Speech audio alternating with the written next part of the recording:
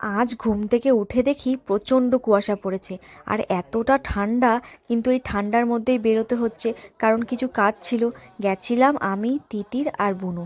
এই সোনার দোকানে কিছু কাজ ছিল, আর ওখানে যেহেতু কাস্টমার ছিল তাই আমাদেরকে বলা হলো একটু ওয়েট করো। আর বসে থাকবো কি, তিতিরের দুষ্টামিতে শেষ।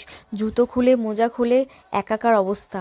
তারপর ওখানে কাজ সেরে একটু মদিসে এসেছিলাম, কারণ মার জন্য বুনু বলল কিছু নিবে। আর আমরা এত ঝাল ঝাল ফুচকা খেয়েছি যে ঝালটা মুখের থেকে যাচ্ছেই না।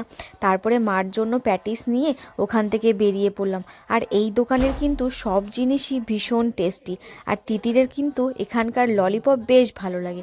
তাই ওই দোকান থেকে ভাবলাম মার জন্য কিছু নিব, বুনু আবার নিজের জন্য একটা চিকেন রোল নিয়ে নিল।